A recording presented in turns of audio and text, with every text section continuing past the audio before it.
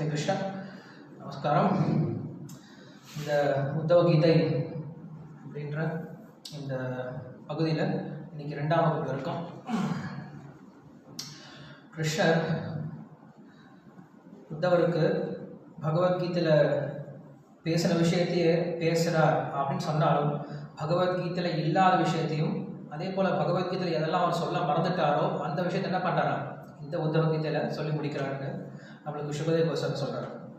அதனால் இது பகவத்கீதையை காட்டிலும் மிக அதிக அளவில் போற்றப்படுது பாகவத்தில் இருக்கிறதுனால. கிருஷ்ணர் கிட்ட உத்தவர் கேள்வி கேட்குறார், என்னை கூட்டிகிட்டு போயிருங்க உங்களோட அப்படின்னு சொல்லி கேட்குறார். அது கிருஷ்ணர் இல்லைப்பா அவனுக்கு இன்னும் இங்கே செய்ய வேண்டிய வேலை இருக்குது அப்படின்னு சொல்லிட்டு அவங்க இருக்க வைக்கிறார். அதுக்கப்புறம் இங்கே இருக்கும் பொழுது எப்படி ஒருத்தர் தன்னுடைய வாழ்க்கையை இந்த உலக பற்றுதலிருந்து விடுபடுத்திக்கிட்டு அங்கே பகவான்களை பற்ற வளர்த்துக்கிட்டு கிருஷ்ணனை அடையணும் இல்லை பக்தி தொண்டர் ஈடுபடணும் அப்படிங்கிற விஷயத்த விளக்கிட்டு இருக்கார். அதை சொல்லும் போது ஒரு விஷயம் சொல்கிறார். ஒருத்தன் ஒரு 40வது மாடியில் இருக்கான், ஒருத்தன் வந்து கிரவுண்ட் ஃப்ளோர்லேயே இருக்கான்.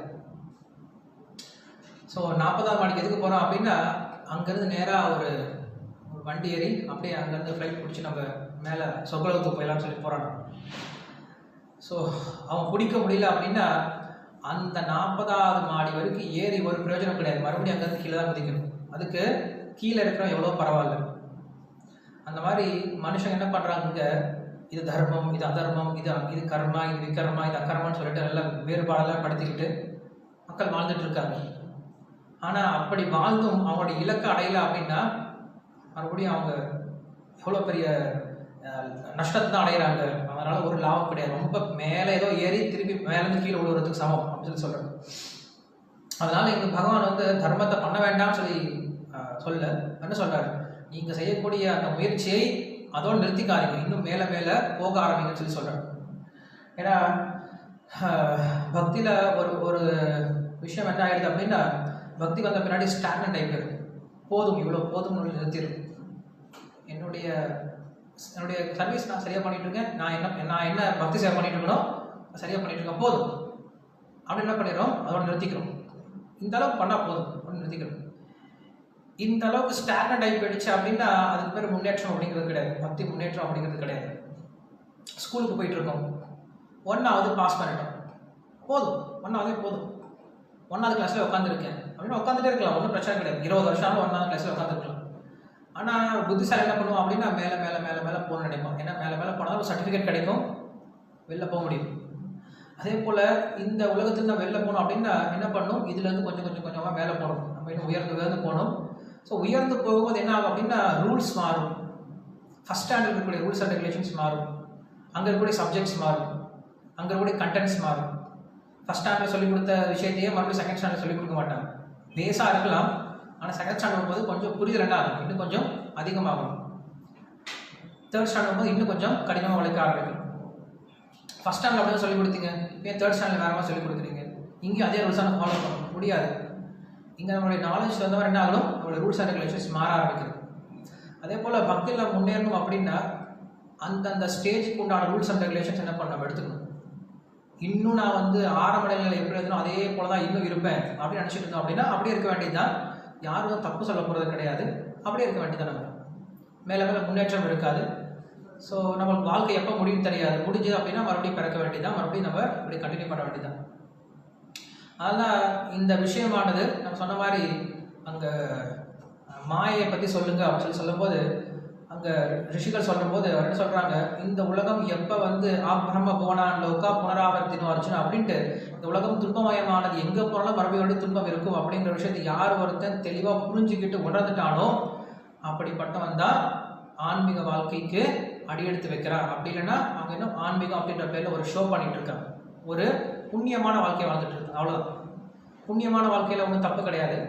அவங்க வந்து நரக வாழ்க்கை, அதாவது பாவகரமான வாழ்க்கையை வாழ்றதுக்கு புண்ணிய வாழ்க்கை எவ்வளோ பரவாயில்ல. ஆனால் அந்த புண்ணிய வாழ்க்கையில் அப்படி இருந்துடக்கூடாது, என்ன பண்ணும், மேலே மேலே ஏற்றி விடும். ஸோ அதனால் என்ன பண்ணுறாங்க, அப்பப்போ இந்த மாதிரி விஷயங்கள்லாம் சொல்ல வேண்டியது இருக்குது. ஓகே, இங்கே இருந்துடாது, அடுத்த ஸ்டெப் போங்க, அடுத்த நிலைக்கு போங்க, அடுத்த நிலைக்கு போகணும்னு சொல்ல வேண்டியது இருக்குது. ஸோ அதில் இந்த கிருஷ்ணர் வந்து இப்போ உத்தவருக்கு மிக உயர்ந்த விஷயங்களை சொல்லி கொடுத்துட்டு இருக்கார். அதாவது இந்த உலகத்தில் எப்படி பற்றின்மை வளர்த்துக்கிறது அப்படிங்கிற விஷயத்துக்கு உதாரணங்கள் நிறைய சொல்கிறார். அதை எப்படி சொல்கிறாரோ அவரே சொல்லாமல் இதுக்கு முன்னாடி எதுவுக்கும் ஒரு அவதூத பிராமணருக்கும் நடந்த ஒரு உரையாடல்களை எடுத்து பேசிகிட்டு இருக்காங்க. உண்மையில இது எல்லாமே வந்து ஒவ்வொன்றும் அவ்வளோ ஃபிலாசபிக்கலான விஷயம். உங்களுக்கே தெரியும் நான் பேசுகிறேன் எப்படி பேசுகிறேன் அப்படின்ட்டு. ஒரு சப்ஜெக்ட் எடுத்து பேசுகிறேன் அப்படின்னா, உதாரணத்துக்கு இப்போ வந்து மலைப்பாம்பு பற்றி பேசணும். ஸோ மலைப்பாம்பை பற்றி பேச ஆரம்பித்தோம் அப்படின்னா அதுவே வந்து ஒரு மணி நேரம் இல்லை 2 மணி நேரம் இல்லை ஒரு நாள் முழுக்க பேசலாம். அதுக்குள்ளார அவ்வளவு நுணுக்கங்கள் வச்சு பேசியிருக்காங்க. பட் நம்ம இங்கே என்ன பண்ணுறோம் அப்படின்னா, ஜஸ்ட்டு மேலாக உங்களுக்கு ஒரு சின்ன ஐடியா கொடுத்துட்டு போயிட்டு இருக்கோம். என்ன இருக்குது அப்படிங்கிறது, முதல்ல என்ன இருக்குன்னு நம்ம தெரிஞ்சுக்கலாம், பாகவத்தில் என்ன இருக்குது அப்படின்ட்டு. ஸோ நீங்கள் என்ன பண்ணலாம், ஒரு முறை நாங்கள் இங்கே எடுத்த பின்னாடி, இங்கே நம்ம கேட்ட பின்னாடி என்ன பண்ணுங்க, ஒரு முறை எடுத்து படித்து பாருங்கள். இவர் சொல்கிறாரே, இவர் சொல்கிறதெல்லாம் உண்மைதானா, இல்லை எங்கேயாவது கதை பேசுகிறாரா இவர், அட்லீஸ்ட் செக் பண்ணி பார்க்கலாம்ல. கிளாஸ் கேட்குறீங்கன்னு கூட தெரில எனக்கு. நிறைய பேர் வீடியோ ஆஃப் பண்ணி வச்சுருக்கீங்க. ஸோ அப்படி கிளாஸ் கேட்டோம் அப்படின்னா உண்மையாலுமே இவர் கிளாஸ் கேட்குற மாதிரி இந்த உண்மைதானா, இவர் சொல்கிற விஷயம்லாம் நம்மளை புக்கில் இருக்கா இல்லையான்னு என்ன பண்ணுங்க, அப்பப்போ கொஞ்சமாக செக் பண்ணி பார்த்தா தான் தெரியும். அதுதான் வந்து ஒரு சின்சியர் ஸ்டூடெண்ட்டோடைய லட்சணம். கிளாஸ் கேட்டோம் ஏதோ எந்திரிச்சு போது ஜாமக்காலத்தை உதறிட்டு போன மாதிரி கிளாஸ்லேருந்து போன முன்னாடி எல்லாத்தையும் உதறிட்டு போயிடுறதுனால ஒரு பிரயோஜனம் கிடையாது. ஸ்ரவணம் மரணம் நிதித்தியாசனம் அப்படின்னு சொல்கிறாங்க. முதல்ல ஸ்ரவணம் மரணம், அப்புறம் யோசிச்சு பாருங்க, நிதித்தியாசனம் உள்ள இறக்க பாருங்க, அதுக்கப்புறம் ஆச்சாரம் அதை பயிற்சி பண்ண பாருங்க, பயிற்சி கொண்டு வர பாருங்கன்னு சொல்லி சொல்கிறாங்க. ஸோ நேற்று நம்ம ஒரு 10 விஷயங்களை பார்த்தோம். 24 குருவை பற்றி அதில் சொல்கிறார் அவதூத பிராமணர். அதில் நேற்று 10 விஷயங்கள் பார்த்துருக்கோம். முதல்ல வந்து பூமியிலேருந்து ஆரம்பித்தோம். பூமி, அதுக்கப்புறம் ஆகாசம், அதுக்கப்புறம் வாயு, அதுக்கப்புறம் தண்ணீர், அப்புறம் நெருப்பு, சூரியன், சந்திரன், அதுக்கப்புறம் ஒரு சின்ன புறாவுடைய கதை பார்த்தோம், அதுக்கப்புறம் ஒரு மரப்பாவை பற்றி பார்த்தோம், அதுக்கப்புறம் ஒரு சமுத்திரத்தை பற்றி பார்த்தோம். சமுத்திரத்தோடு நம்ம நிறுத்திருந்தோம். இன்றைக்கி மிச்சம் இருக்கக்கூடிய 14ல் 7 மட்டும் இன்றைக்கி பார்க்கலாம். ரொம்ப ரஷ் பண்ண வேண்டாம், இருக்க நம்ம டைம் ரொம்ப கம்மி தான். ஸோ ஒன்றா போகலாம். ஸோ இதில் 11வது என்ன சொல்கிறோம் அப்படின்னா, வெட்டில் பூச்சியை பற்றி பேசுகிறார். வெட்டில் பூச்சின்னு சொல்லி சொல்கிறோம் இல்லையா, வெட்டில் பூச்சியை பற்றி பேசுகிறார்.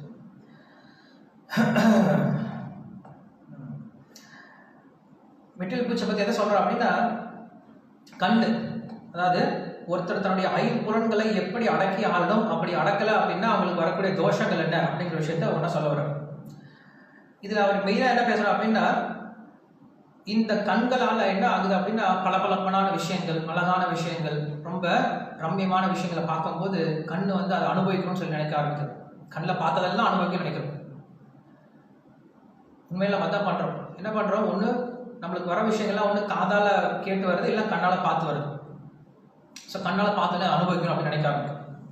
அதில் குறிப்பாக இங்கே என்ன பேசுகிறோம் அப்படின்னா, பெண்களுடைய குணங்களை பற்றி பேசுகிறாங்க. பெண்கள் எப்படி இருக்காங்க அப்படின்னு சொல்லி சொல்கிறாங்க. பெண்களுடைய வார்த்தைகள், அவங்களுடைய நடவடிக்கைகள், அவங்களுடைய அதிர்வுகள், அவங்களுடைய முகத்தில் இருக்கக்கூடிய சிரிப்பு, இதெல்லாத்தையும் பார்க்க ஒருத்தர் என்ன ஆகுது அப்படின்னா, அவங்க மேலே அவ்வளோ ஒரு பற்றுதல் வந்துடுது. அப்படி என்ன ஆகுது, பற்றுதல் வந்து என்ன ஆகுமா, அந்த பற்றுதலை மயங்கி ஒரு தடவை போய் பார்க்குறான், அடிப்பட்டு திரும்பி வரான், மறுபடியும் போய் அங்கேயே போய் பார்க்குறான், மறுபடியும் திரும்பி வரான், மறுபடியும் போய் அதில் விழுந்து செத்து போயிடறான். இது வந்து பிரகலாத மகாராஜும் ஒரு நல்ல உதாரணம் கொடுப்பார். ஸ்ரீமத் பாகவத்தோட 7வது காண்டத்தில் கிரகம் அந்த கூப்பம் அப்படின்னு சொல்லுவார். ஸ்லோகம் ஆழ்ந்த ஞாபகம் கிடையாது. அந்த ஸ்லோகம் கிரகம் அந்த கூப்பம் ஒரு ஸ்லோகம் வரும். யாருக்காவது ஞாபகம் இருந்தால் சொல்லுங்கள், ஃபர்ஸ்ட் லைன் எப்படி வரும் அப்படின்ட்டு. என்ன சொல்கிறாரு, ஒரு இப்போ நீங்களாம் சிட்டியாக இருக்கீங்க இல்லையா, நம்ம எல்லாரும் சிட்டியாக இருக்கோம்.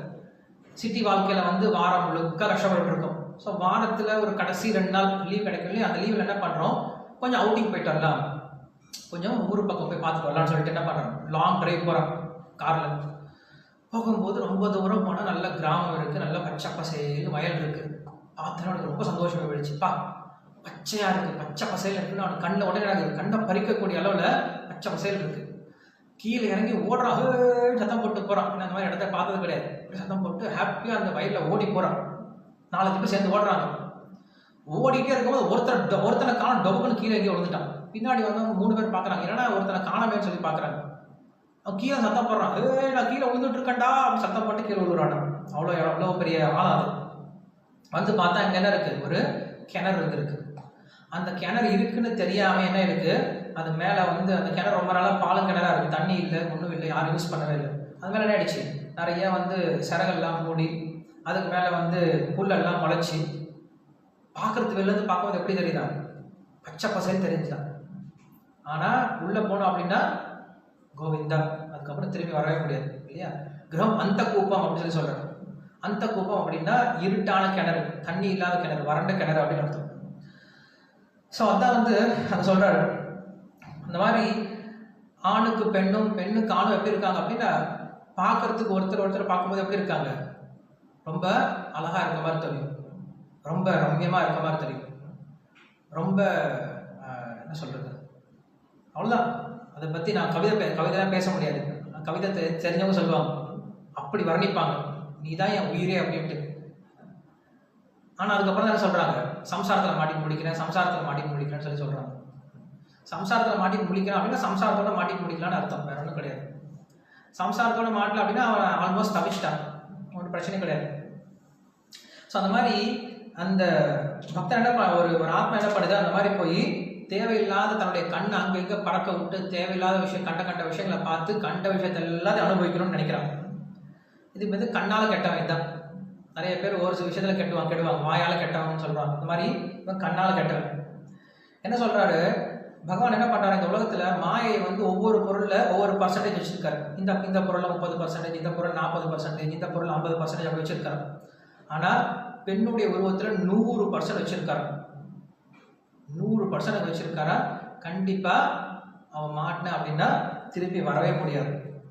அதனால தான் சாணக்கிய அப்படின்னு நம்ம சொல்கிறாரு, ஒரு ஒரு ஒரு ஆண்மகனுடைய அம்மாவோ இல்லை தங்கச்சியோ இல்லை தன்னுடைய சொந்த மகளோ இருந்தாலுமே கூட அவங்க யாரோடையும் தனியாக இருக்கக்கூடாது, தனியான ஒரு அறையில் இருக்கக்கூடாது அப்படின்னு சொல்லிட்டு சொல்கிறாங்க.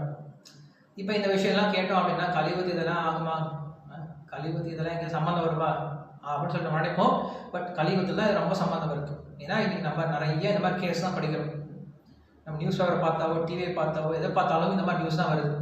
இந்த மாதிரி தேவையில்லாத சஞ்சலங்கள் அப்படிங்கிறது வர ஆரம்பிக்குது மனசில். ஏன்னா நமக்கு சாஸ்திரம் ரொம்ப தெளிவாக சொல்லுது, ஆண் அப்படிங்கிறவர் வந்து ஒரு வெண்ணெய் மாதிரி, பெண் அப்படின்றது ஒரு தீ மாதிரி. ஸோ தீ வந்து எப்படி இருக்கும், பார்க்கறதுக்கு பளிச்சுன்னு இருக்கும், பார்க்கறதுக்கு பிரைட்டாக இருக்கும், தொட்டானா சுட்டுரும்.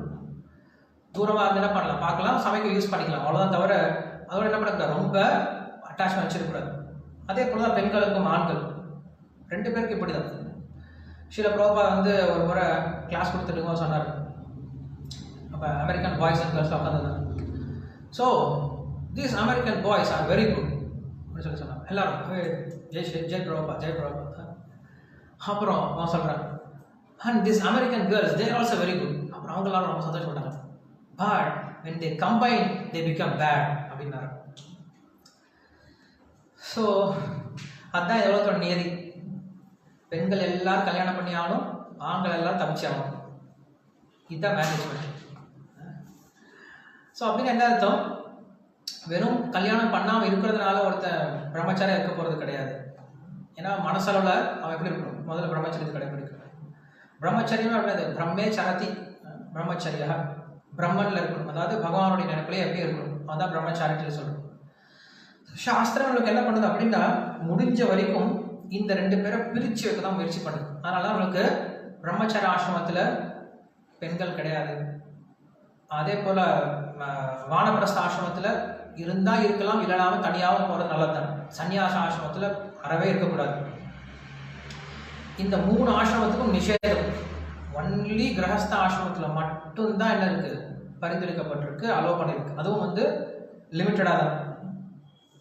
இன்னைக்கு இருக்க மாதிரி சேர்ந்து ஃபோட்டோ எடுத்துக்கிறது, என்னெல்லாம் பண்ணக்கூடாது, எதெல்லாம் வந்து நம்ம எல்லாத்து முன்னாடியும் செய்யக்கூடாதோ அதெல்லாம் என்ன பண்ணுறாங்க, இன்னைக்கு வெளில தெரிகிற மாதிரி பண்ணிட்டு இருக்காங்க. இப்படி இருக்கக்கூடாது.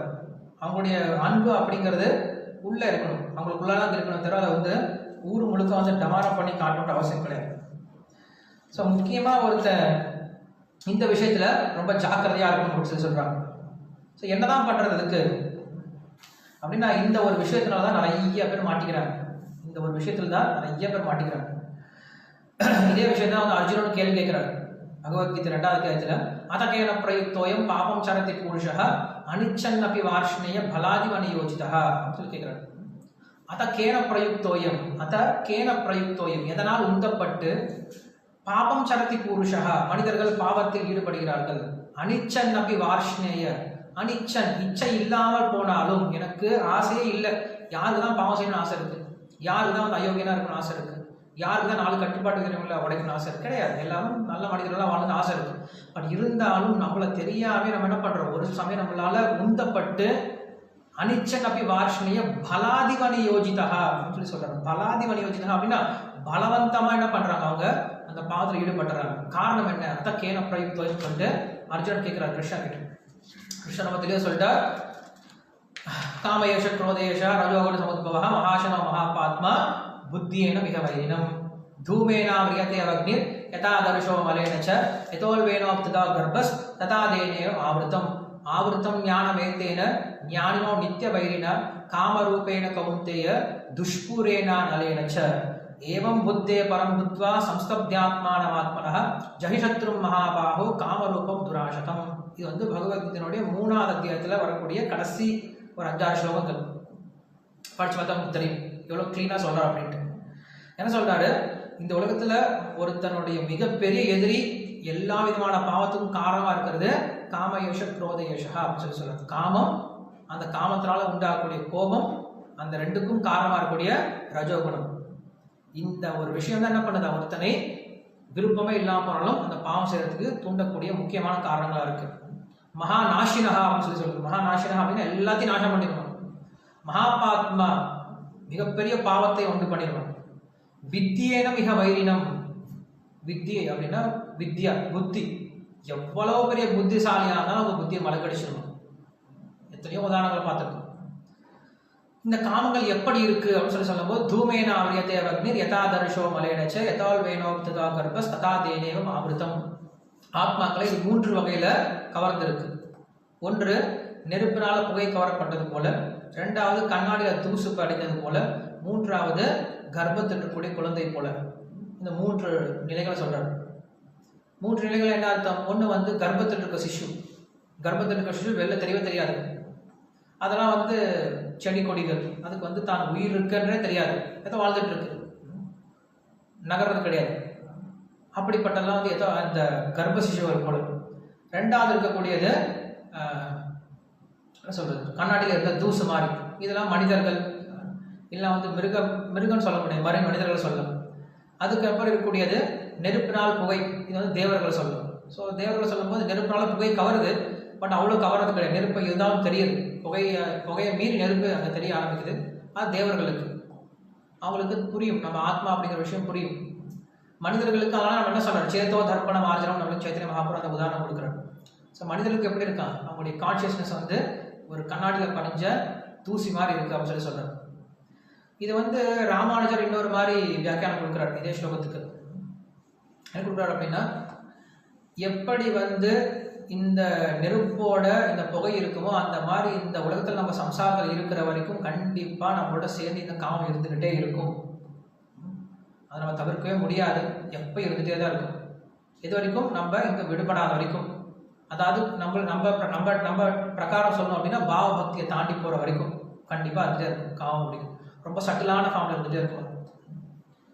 எப்போ வேணால் வெளில வரும். பரத மகாராஜுக்கு அந்த மாதிரி காமம் அப்படின்னா ஆசை அப்படின்னு சொல்லலாம் ஜென்ரலாக. அதுக்கப்புறம் இருக்கக்கூடியது என்னது, கண்ணாடியில் தூசி படிஞ்ச மாதிரி. கண்ணாடியில் தூசி படிஞ்சிருக்கு அப்படின்னா நான் ஒரு முறை தொடச்சா பத்தாது, ரெகுலராக தொடச்சிட்டே இருக்கும். அதே போல் என்னுடைய உணர்வு நிலையில் நான் காம தொடச்சிட்டேன், நான் காமத்திலிருந்து வெற்றி பெற்றுட்டேன் அப்படின்னு நினச்சி நான் விட்டுட்டேன் அப்படின்னா மறுபடியும் வந்துடும். அதனால் என்ன பண்ணுவேன், ரெகுலராக தொடச்சிட்டே இருக்கணும். அப்படியே தொடச்சிட்டு இருந்தாலும் நம்ம எல்லாரும் எப்படிதான் கர்ப்பத்தில் இருக்க சிசுவை போலையும். கர்ப்பத்தில் இருக்க சிசுவனால தன்னால் வெளில வர முடியாது, தானே முயற்சி பண்ணாலும் தன்னால் வெளில வர முடியாது. எப்போ அம்மாவை பார்த்து வெளில பிரசவிக்கிறாலோ அப்போ தான் அந்த குழந்தை வெளில வர முடியும். அதே போல் நம்ம எவ்வளோ முயற்சி பண்ணாலும் நம்மளால் வெளில வர முடியாது. பகவானுடைய கருணையை வேண்டிட்டு கூட பகவான் பார்த்து நம்ம வெளில எடுத்துட்டார் அப்படின்னா அந்த காமத்திலிருந்து வெளில வர முடியும். இந்த 3 உதாரணங்கள் அவர் கொடுக்குறாரு இந்த இந்த பகவத்கீதை ஸ்லோகத்துக்கு. சரி, ஆவருத்தம் ஞானமேனேன ஞானினா நித்திய வைரினகா அப்படின்னு சொல்றாரு. இது என்ன பண்ணுது, ஞானத்தை மூடிடுதான். ஆவருத்தம் ஞானமேத்தேன ஞானியோ நித்திய வைரினா, நித்திய வைரினான்னு சொல்றாரு. நித்திய வைரினா என்னது, நிரந்தரமான எதிரி. இந்த உலகத்துல நிரந்தரமான நம்மளுக்கு ஒரு எதிரி இருக்கு அப்படின்னா அது காமம், கோபம், பேராசை. இதுதான் நம்மளுக்கு நித்தியமான எதிரின்னு சொல்லி சொல்றாங்க. ஞானம் நித்திய வைரினா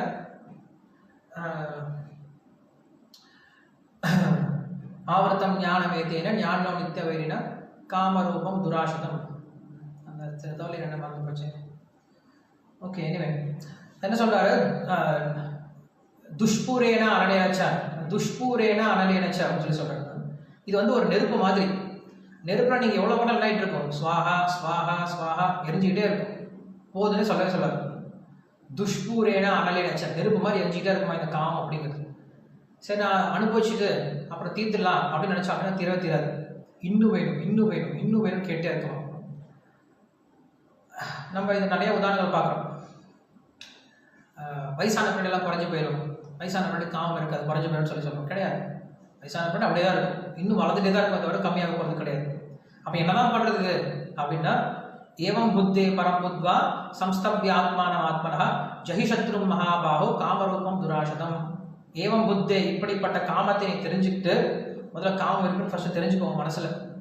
ஏவம் புத்தே பரம் புத்வா அப்படின்னா உயர்ந்த புத்தியினால, ஏவம் புத்வே பரம் புத்வா சம்ஸ்தப்யாத்மானம் ஆத்மனஹ இந்த ஆத்மா நம்ம புலன்களை விட உயர்ந்தது, மனதை விட உயர்ந்தது, புத்தியை விட உயர்ந்தது அப்படிங்கிற விஷயத்தை புரிஞ்சுக்கிட்டு அந்த ஆத்ம நிலையில இருந்து நீ செயல்பட ஆரம்பிச்ச அப்படின்னா ஜஹிஷத்ரு மகாபாஹோ காமரூபம் துராசதம் அந்த பெரிய சத்ருவான அந்த காமத்தை நீ வெல்ல முடியும் அப்படின்னு சொல்லிட்டு 3ஆம் அத்தியாயத்தை முடிக்கிறார். அந்த ஞானத்தை பத்தி எனக்கு சொல்லுங்க, நீங்க சொன்னீங்க இல்லையா உன்னதமான ஞானம்னா என்னன்ட்டு, அந்த ஞானத்தை பத்தி எனக்கு சொல்லுங்கன்னு சொல்லி கேட்கும் போது தான் 4ஆம் அத்தியாயம் ஆரம்பிக்கும். நம்மளுக்கு பகவத்கீதையோட 4ஆம் அத்தியாயம் டிரான்சென்டல் நாலேஜ் அப்படின்னு சொல்லி சொல்லுவோம். அது 4ஆம் அத்தியாயம் ஆரம்பிக்குது. நம்ம பகவத்கீதை கிளாஸ் எடுக்கல. சரி, இதை நம்ம வந்து ராமாயணத்தில் பார்த்தோம் அப்படின்னா லக்ஷ்மணர் கிட்ட ஒரு விஷயம் கேட்குறாரு. அங்கே வந்து ராமர் கிஷ்கிந்தால உட்காந்துட்டு இருக்காரு. உட்காந்துட்டு இருக்கும்போது இங்கே கிஷ்கிந்த கிடையாது, ரிஷியமுகத்தில் உட்காந்துட்டு இருக்கும்போது அங்கே இவர் சுக்ரீவன் வந்து காட்டுறாரு, இந்த மாதிரி இந்த நகைகள்லாம் வந்து பாருங்க, இது சீதை தானா பாருங்க அப்படின்னு சொல்லி காட்டுறாரு. காட்டும் போது ராமனால் பார்க்க முடியல, சீதையினுடைய நகையை பார்த்தோன்னே அவர் கண்ணில் தண்ணி வர ஆரம்பிச்சிச்சு, அவரால் பார்க்க முடியல. லக்ஷ்மணன் நீ பாரு அப்படின்னு சொல்லி சொல்றாரு. லக்ஷ்மணன் பார்த்துட்டு, அண்ணா எனக்கு வந்து இது அண்ணியனுடைய நெக்லஸா, அண்ணியனுடைய வளையலா, அண்ணியனுடைய ஒட்டிகையா, இதெல்லாம் எனக்கு எதுவுமே தெரில, தோடான்னு தெரில. ஆனால் நான் நித்தியம் அவங்களுடைய பாத சேவை நமஸ்காரம் பண்ணும்போது இது அவருடைய வெட்டி அப்படிங்கிறது மட்டும் எனக்கு எல்லாம் தெரியும் அப்படின்னு சொல்லி சொல்றாரு. அப்படியே என்ன அர்த்தம், அவர் இத்தனால மூஞ்சியை பார்க்கவே இல்லைன்னு அர்த்தம் என்ன? இத்தனால மூஞ்சை பார்க்காமையே இருந்துட்டு இருப்பாருன்னு கிடையாது. அப்படின்னு என்ன அர்த்தம்னா, பார்க்கறது வேற, நோக்கிறது அப்படிங்கிறது வேற இல்லையா? ஸோ பார்க்கறது அப்படின்னா ஜஸ்ட் பார்க்கறது, மரியாதையோட பார்க்கறது. நோக்கிறது அப்படின்னா அவங்க என்ன பண்றாங்க, என்ன போட்டிருக்காங்க, எப்படி இருக்காங்க அப்படின்னு சொல்லிட்டு உன்னிப்பா பார்க்கறது. அந்த மாதிரி நம்ம இந்த உலகத்துல கண்ணை மூடிட்டு போக முடியாது இல்லையா? இங்க சொல்றாங்க கண்ணை வந்து நம்ம சரியா கட்டுப்படுத்தி இருக்கணும். விட்டில் பூச்சி என்ன பண்ணும் அப்படின்னா, அந்த விட்டில் பூச்சி நல்லா பறந்துட்டு இருக்கும், சுதந்திரம் பறந்துட்டு இருக்கும். நெருப்பை பார்க்கும், நெருப்பை பார்த்தோன்னே அதுக்கு ஒரு சந்தோஷம் வந்துடும், எவ்வளோ நல்லா பிரைட்டா இருக்குன்னு சொல்லிட்டு பக்கத்தில் ஓடி வரும். வந்த உடனே என்ன, அதோடைய மீசை முதல்ல வந்து எரிஞ்சு கீழே விழுந்துடும். கீழே விழுந்தா மறுபடியும் என்ன பண்ணும், மறுபடியும் போகுமா, மறுபடியும் போனால் உடல் கொஞ்சம் கருகும், கேட்காது, மறுபடியும் போய் தன்னை நெருப்பில் போய் சுவாகா பண்ணிக்கும். அந்த மாதிரி தான் நம்ம என்ன பண்ணுறோம், கிருஷ்ணன் டைம் கொடுக்குறாரு திருந்தறதுக்கு, கொஞ்சம் கொஞ்சம் மாறுறதுக்கு. பட் நம்ம என்ன பண்ணுறோம், அதே ஒரு விஷயத்த மறுபடியும் செய்ய ஆரம்பிக்கும் போது அங்கே பற்றுதல் வர ஆரம்பிக்குது. தியாயதோ விஷயான் சஹா சங்கஸ்தேசு பஜாயதே சங்காத் சஞ்சாயதே காமாத் குரோதோ விஜாயதே. கிருஷ்ணன் பகவத்கீதை சொல்றாரு. சரி, ஸோ அப்படி ஒருத்தர் என்ன பண்ணுவா, இந்த கண்களை சரியாக பார்த்துக்கணும். இந்த கண்ணை என்ன பண்ணுவா, அம்பரீஷ் மகாராஜர் யூஸ் பண்ண மாதிரி யூஸ் பண்ணும். இந்த கண்ணை பகவானுடைய திருவிக்கிரகத்தை பார்க்கறதுக்கும் அவருடைய அலங்காரங்களை பார்க்கறதுக்கும், குறிப்பா கிருஷ்ணனுடைய புருவங்களை பார்க்கறதுக்கு நம்ம பழகணும்னு சொல்லி சொல்றாரு. கிருஷ்ணனுடைய புருவங்களை பார்க்கும்போது ஒருத்தருடைய காமமானது கம்மியாகும் அப்படின்னு சொல்லிட்டு சாஸ்திரம் சொல்லுது. அதனால நம்ம போய் விக்கிரகத்தை தரிசனம் பண்ணோம் அப்படின்னா திருப்பாத்திலிருந்து திருமொழி வரைக்கும் என்ன பண்ணும், கீழே இருந்து மேலே வரைக்கும் எல்லாம் கவனிக்கும். அவங்க எந்த மாதிரி ட்ரெஸ் பண்ணிட்டு இருக்காங்க, என்ன கையில் ஆயுதம் வச்சுட்டு இருக்காங்க, இன்னைக்கு என்ன கலர் ட்ரெஸ் போட்டிருக்காங்க, என்ன மணி போட்டிருக்காங்க, எல்லாம் கவனிக்கும். இப்படி கவனிக்கிறாங்க நம்ம கண்ணு கொஞ்சம் கொஞ்சமாக கற்றுக்க ஆரம்பிக்கும். இதுதான் பண்ணணும், ப்ராக்டிஸ் பண்ணணும் அப்படின்னு சொல்லி சொல்கிறேன். அந்த மாதிரி நான் இந்த விஷயத்தை நான் இதுதான் தெரிஞ்சுக்கிட்டேன் அப்படின்னு சொல்லி சொல்கிறேன். இல்லைன்னா இந்த காமத்தை வெல்றது அப்படிங்கிறது ரொம்ப ரொம்ப கஷ்டம். பிரம்மா சிவன் கூட இந்த காமத்தினால விழுந்திருக்காங்க அப்படின்னு சொல்கிறாங்க. இது நம்ம கொஸ்டின்லாம் நம்ம அதுக்கப்புறம் பார்க்கலாம். அதுக்கப்புறம் அவர் வந்து தேனியை பற்றி பேசுகிறார். தேனி பிரமரஹா அப்படின்னு சொல்லி சொல்றோம். தேனியுடைய உதாரணம் சொல்றோம். தேனி என்ன பண்ணுவான்? ஸ்தோகம் ஸ்தோகம் கிரஹத் கிராஷம் தேகோ வர்த்தேத யாவதே. தேனி என்ன பண்ணுவான்? 4 கை 4 காலுடையது, ஷட்பதம் அப்படின்னு சொல்லி சொல்றாங்க. 4 காலுடையது தேனி. அந்த தேனி என்ன பண்ணுமா? ஒரு பூவுக்கு இன்னொரு பூ நிறைய பூ விட்டு பூ மாத்திட்டு போயிட்டே இருக்கணும். என்ன பண்ணும்? அந்த பூல இருந்து தனக்கு என்ன தேவையோ அதை மட்டும் என்ன பண்ணுவோம்? கொஞ்சம் கொஞ்சமா எடுத்துக்கிட்டு வாழ்ந்துட்டு இருக்கும். என்ன பண்ணாதா? தேவையில்லாம நிறைய எடுத்துக்கலாம். ஒரு பூக்கு போனா அந்த பூல எவ்வளவு தேவை எடுக்க முடியுமோ அந்த தேவை மட்டும் எடுத்துக்கும். மட்டும் என்ன பண்ணாது? அதே பூல உட்காந்துட்டே இருந்திருக்காது. அப்படி உட்காந்து என்ன ஆகும்? ஒரு சில சமயம் தேனி என்ன பண்ணுவா? தெரியாம ஒரு சில தாமரை பூல போய் உட்காந்துக்கிட்டு தாமரை பூல தேன் நல்லா இருக்குன்னு சொல்லிட்டு தேனையே குடிச்சிட்டே இருக்கும். அங்கேயே உட்காந்துட்டு தேன் நிறைய குடிச்சு நல்லா குண்டாகி அதுக்கு ஒரு மயக்கம் வந்து அந்த தாமரை பூலையே படுத்து தூங்கிடுவான். தூங்கினா என்ன ஆகும்? திடீர்னு சாயந்தரம் ஆக தாமரை மூடிடும். தாமரை மூடிடுச்சு அப்படின்னா தேன் உள்ளாரையே மாட்டி செத்து போயிடும். அது மாதிரி என்ன பண்ணக்கூடாது? ஃபுல்லாக சாப்பிட்டு கொளுத்து போயிடக்கூடாது. எவ்வளோ தேவையோ அவ்வளோ மட்டும் இருக்கணும் அப்படின்னு சொல்லி சொல்கிறான். இது சாப்பிட்றதுக்கும் சொல்லலாம், அதே போல் நம்ம சம்பாரிச்சு வைக்கிறதும் அப்படின்னு சொல்லி சொல்லலாம். அனுபியஸ்ச மஹத்யஸ்ச சாஸ்திரேபியோ குஷலோ நரஹா அப்படின்னு சொல்லி சொல்கிறார். அதே போல் தேன் என்ன பண்ணுவான்? நிறைய தேனுக்கு போகும், நிறைய செடி பூக்கெல்லாம் போகும். ஒவ்வொரு பூவுக்கும் போகும். ஒவ்வொரு பூ ஒவ்வொரு கலரில் இருக்கும், ஒவ்வொரு மாசத்தோடு இருக்கும், ஒவ்வொரு மாதிரி இருக்கும் அந்த பூ. ஆனால் எல்லா பூலையும் அந்த தேனை தான் அடுக்குது. அந்த தேன் என்ன பண்ணுது? எல்லாத்தையும் தேனை தான் அடுக்குது, வேறு எதுவும் எடுக்கிறது கிடையாது. எந்த பூக்கு போனாலும் ஒரே மாதிரி தேன் எடுத்துட்டு வந்துருந்தான். அந்த மாதிரி ஒருத்தர் என்ன பண்ணுமா? அனுபியஸ்ச சின்ன சாஸ்திரமாக இருந்தாலும் சின்ன நபராக இருந்தாலும் பரவாயில்ல, மஹத்யஸ்ச பெரிய நபர் இல்லை பெரிய சாஸ்திரம் எதுவாக இருந்தாலும் பரவாயில்லையா, சாஸ்திரேபியா குஷலோ நரஹா. எப்படி இருக்கணுமா? அதுலேருந்து நம்ம அதில் இருக்கக்கூடிய சாரத்தை மட்டும் நம்ம எடுத்துக்கணும்னு சொல்லி சொல்கிறார். பெரியவங்களா இருந்தாலும் சின்னவங்களா இருந்தாலும் கண்டிப்பாக அவங்ககிட்ட ஒரு நல்ல விஷயம் இருக்கும், அந்த விஷயத்தை மட்டும் எடுத்துக்கணும் அப்படின்னு சொல்லி சொல்கிறார். இல்லைன்னா இங்கே வந்து சாஸ்திரத்தில் சொல்கிறார். சாஸ்திரத்தில் எந்த பேதம் கிடையாது. அந்த சாஸ்திரத்தில் நம்ம என்ன பண்ணுவா? அதில் இருக்கக்கூடிய சாரத்தை மட்டும் எடுத்துக்கணும் அப்படின்னு சொல்லி சொல்கிறார். அப்படி இல்லைன்னா நான் படித்ததெல்லாம் வேஸ்ட்டு. இன்னைக்கு வந்து மனுஷன் என்ன பண்ணுறான் அப்படின்னா கழுதை மாதிரி நிறைய நாலேஜ் எடுத்து வச்சுக்கிறான். கழுதை என்ன பண்ண நிறைய தூக்கிட்டு போகும், பொதிப்பட்ட சொத்துக்கு தூக்கிட்டு போகும். யாருக்கும் பிரயோஜனம்? ஒரு பிரயோஜனம் கிடையாது. ஆனால் தேனி என்ன பண்ணும்? அதில் இருக்கக்கூடிய சாரத்தை மட்டும் கிரகிச்சுட்டு போகுமா. ஸோ நம்ம எப்படி இருக்கணும்? தேனி மாதிரி இருக்கணும், கழுதை மாதிரி இருக்கணும்னு சொல்லி சொல்கிறாங்க.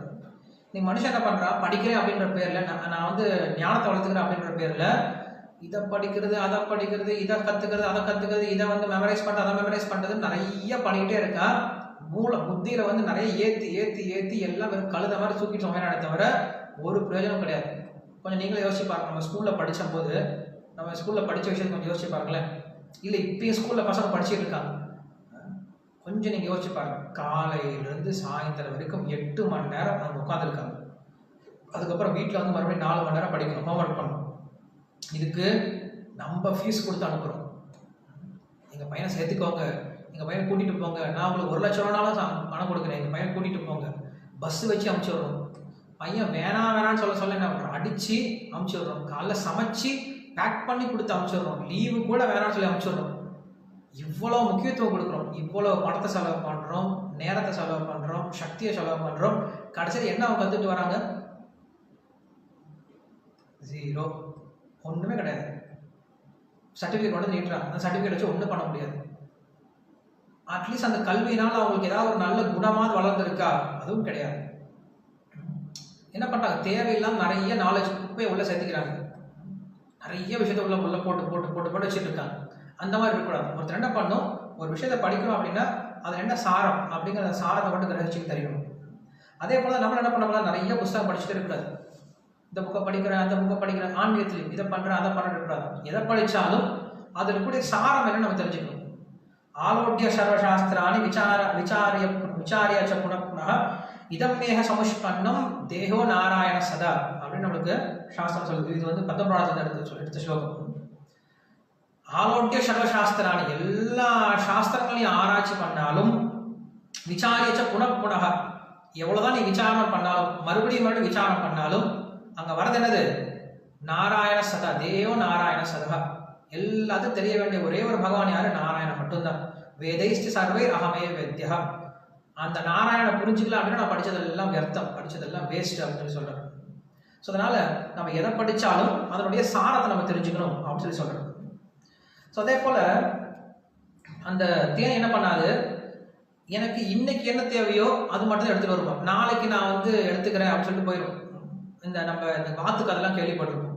அது என்ன பண்ணால் வாத்து முட்டை போடுதே, தங்க முட்டை போடுதுன்னு சொல்லிட்டு முன்னாடி இது கொடுக்கணும், பின்னாடி மட்டும் இருந்தால் போதும் வெட்டி எடுத்துகிட்டு போயிட்டான். அந்த மாதிரி என்ன பண்ணா தேனி, நான் வந்து தினமும் வரணும், தினமும் வந்து இந்த பூக்கிட்ட வந்து தேனை எடுத்துகிட்டு போகணும், அதுக்கு பூவையை பிடிக்கிட்டு போயிட்டா பரவாயில்ல இல்லை அப்படின்னு என்ன பண்ணிடாதா, பூவையே பிடிக்கிட்டு போயிடாது.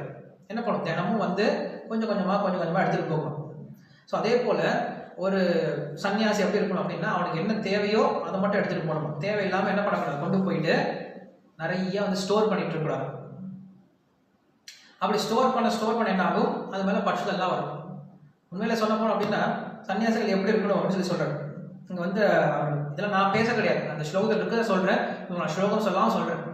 என்ன சொல்கிறாரு, ஒரு சன்னியாசி எப்படி இருக்கணும் அப்படின்னா, வெறும் கை பிளேட் கூட வச்சுக்கூடாது, எந்த ஒரு பாத்திரத்தையும் வச்சுக்கூடாது. அவர் கையில் எவ்வளோ பிக்ஷை எடுக்க முடியுமோ அந்த அளவுக்கு வாங்கி சாப்பிட்டு அதோட கை கழுவிட்டு போயிட்டே இருக்கணும். அப்படி போயிட்டே இருந்தாங்கன்னா ஒரு பிரச்சனையும் கிடையாது. எப்போ திங்ஸ் எல்லாம் வாங்கி சேர்க்க ஆரம்பிக்கிறாங்களோ அப்போ தான் ஒவ்வொரு பற்றுதெல்லாம் வர ஆரம்பிக்குது அப்படின்னு சொல்கிறேன். இப்போ ஒரு ட்ரெஸ் போட்டுருக்காரு, ஒரு ட்ரெஸ் காஞ்சிட்டு இருக்கு, ஒரு பிரச்சனை இருக்காது. மூணாவது ட்ரெஸ் வச்சுருந்தாங்கன்னா என்ன ஆகும், ஒருத்தர் திடீர்னு வருவார், சாமி எனக்கு அந்த ட்ரெஸ் கொஞ்சம் கடன் கொடுங்களேன், ட்ரெஸ் இல்லையே. நம்மளுக்கு பிடிச்சவராக இருந்தால் நம்ம கொடுப்போம், பிடிக்கலன்னா கொடுக்க மாட்டோம். பிடிச்சவருக்கு கொடுத்தா ஐயோ எப்போ கொடுப்பாரு நம்ம நினச்சிட்டே இருப்போம். பிடிக்காதவர் கொடுக்கல அப்படின்னா நம்மளுக்கு கொடுக்கலன்னு சொல்லிட்டு அவர் கோவம் வந்துடும், நம்மளுக்கு மனசுதான் வரும் ஒரு சின்ன ஒரு ட்ரெஸ்ஸில். இப்படி ஒரு விஷயம் நம்மக்கிட்ட அதிகமாக இருந்துச்சு, நம்மளுக்கு தேவைக்கு அதிகமாக இருந்துச்சுன்னா நிறைய பிரச்சனைகள் தான் வருமே தவிர அதனால் ஒரு பிரயோஜனம் கிடையாது. அன்னன்னைக்கு நம்மளுக்கு என்ன தேவையோ அதை வச்சுருந்தோம் அப்படின்னா ஒரு பிரச்சனை இல்லைன்னு சொல்லி சொல்கிறாங்க. அந்த அளவுக்கு சன்னியாச தர்மத்தை கொண்டு போகிறாங்க. அப்படிதான் இருந்திருக்காங்க அன்னைக்கு, இல்லாமலாம் கிடையாது. நம்ம வந்து சைதன்ய மகாபுருடைய லீலையிலே பார்க்குறோம், எப்படி வந்து நாளைக்கு எல்லாரும் கொண்டாட போகிறாங்க இல்லையா. நாளைக்கு என்ன தினம், நாளைக்கு வந்து பானி ஹாட்டி சீதாதஹி ஹரி போல், எல்லாரும் போய் நதியில் போய் குளிச்சுட்டு வரலாம், எல்லாம் போய் சந்தோஷமாக என்ன பண்ணலாம், குளிச்சுட்டு வரலாம். கிடையாது, நதியில் குடிக்கிறது குளிச்சுட்டு விளையாடுறது கிடையாது, அந்த விளையாட்டு அது கிடையாது. உண்மையில் அந்த பக்தரை போல ஒருத்தர் என்ன பண்ணும், ரகுநாத பட்டரை போல, ரகுநாதாஸ் கோஸ்வாமி போல முழுமையாக அவர் என்ன பண்ணும், இந்த உலக சுகத்திலிருந்து விடுபட்டு கிருஷ்ணா அங்கே நித்யானந்த பிரபு கிட்ட வேண்டாரு. அவ்வளோ பெரிய செல்வந்தரோட குடும்பத்திலேருந்து வந்து என்ன பண்ணுறாரு, எனக்கு இதெல்லாம் எதுவும் வேண்டாம், என்னை வந்து முழுமையாக நீயே உன்னுடைய சேவையில் ஈடுபடுத்திக்கோ அப்படின்னு சொல்லிட்டு அந்த வைராகியத்தினுடைய உச்ச நிலையை காட்டினவர் தான் அவர் ரகுநாதாஸ் கோஸ்வாமி.